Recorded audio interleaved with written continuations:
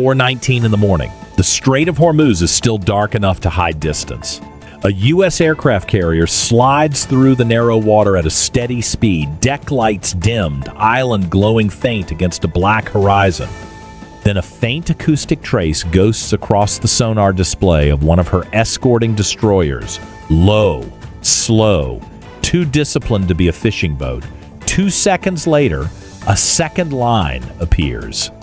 And the next 8 minutes will become one of the most aggressive underwater challenges to an American carrier in years. Here's the thing about Hormuz. On the surface, the strait is crowded. Tankers, patrol boats, merchant traffic, fishing crews, underwater, none of that matters.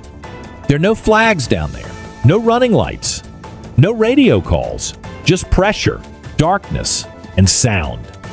And right now, the sound coming back to the destroyer is wrong. The operator runs the trace through his acoustic computer. Blade rhythm, machinery rhythm, depth estimate, movement pattern. It doesn't match a tanker. It doesn't match a small diesel boat. It doesn't behave like background noise. Then the second contact resolves deeper, farther forward, sitting ahead of the formation like a shadow waiting inside the waterway. Together, the two contacts form something no carrier captain wants to see, a closing box. The destroyer's CIC pings the carrier through an encrypted channel. 2 possible hostile submarines. Anti-submarine warfare posture recommended. On the carrier bridge, the captain doesn't raise his voice. He looks at the tactical repeater, then out at the dark water. The ship does not turn. It does not accelerate.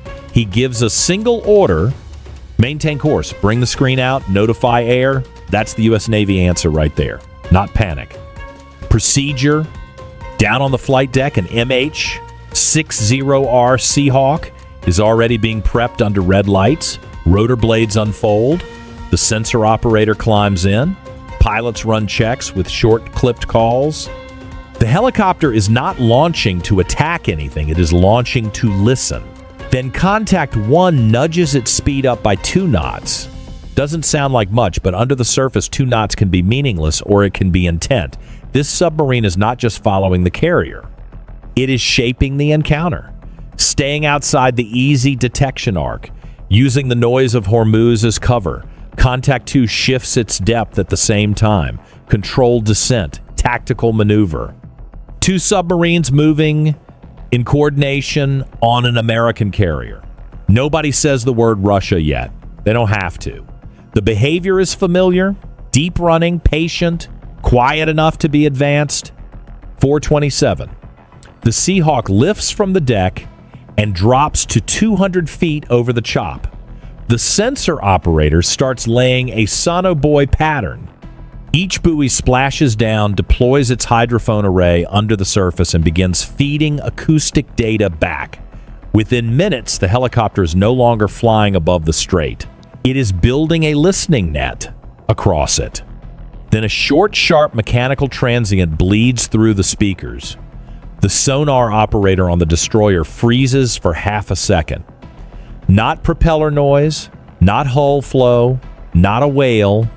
He replays it twice. Possible torpedo tube outer door movement. The room tightens. That isn't a launch. It isn't proof of attack, but it is no longer passive shadowing. Someone aboard that submarine just started preparing options. The captain gives one order: bring torpedo defense to ready. Then it happens. A small, fast-moving acoustic signature separates from Contact 1. Too clean to be debris. Too direct to ignore. The sonar operator does not wait for certainty. In undersea combat, perfect certainty arrives after impact. Combat, sonar, possible weapon in the water. Deploy countermeasures. 2 acoustic decoys drop into the sea and start screaming electronically, throwing out a false signature, louder and more attractive than the carrier herself. To a torpedo seeker, sound is a target. The decoy's job is brutally simple. Lie louder than the ship. On the bridge, the captain doesn't look surprised. He doesn't look at the horizon. There is nothing to see. execute planned maneuver, minimal rudder, keep the flight deck stable. The massive carrier begins to turn by degrees. A ship her size does not dodge like a speedboat. She survives by planning movement before the threat ever reaches the hull. The escorts widen the formation. The Eastern destroyer holds Contact 1 inside the sonobuoy field. The Western destroyer angles toward Contact 2's projected line. The Seahawk slides between them. A P-8 Poseidon maritime patrol aircraft is already turning toward the strait from high altitude. Imagine that for a second. A submarine can evade one destroyer, it can outweight one helicopter, but a coordinated net of surface ships, airborne sonar, and long-range patrol aircraft is a different animal entirely. The suspected weapon reaches the decoy field and the trace blooms with noise. For several seconds, the picture is unstable. Then it breaks apart. Weapon no longer tracking carrier. Threat reduced. Nobody celebrates. Threat reduced is not threat gone. 4:57. The American commander transmits across open frequencies. Submerged contacts operating near U.S. naval forces. Your position is known. Unsafe maneuvers will be treated as escalatory. The message goes out twice. No response. Only C.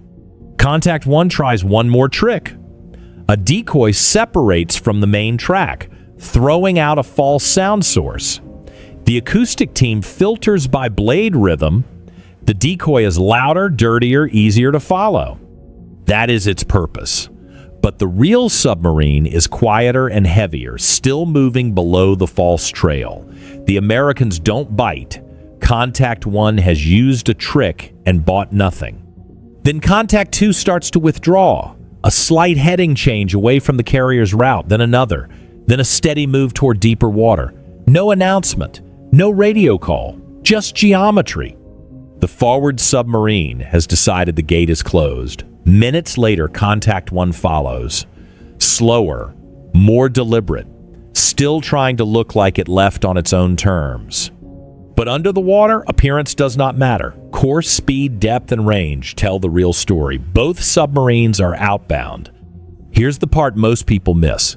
The Russians came in hidden. They left cataloged. Every acoustic fingerprint, every transient, every turn rate, every depth response is now in an American library. Replay them. Compare them. Build a sharper picture of how that boat behaves under pressure. Sometimes a naval standoff ends not in wreckage, but in data. And in modern undersea warfare, data can be more valuable than debris. If you were running that strike group, would you have forced the submarines to surface, or was restraint the smarter weapon? Drop your take in the comments and smash that subscribe button for more breakdowns where silence cuts deeper than firepower.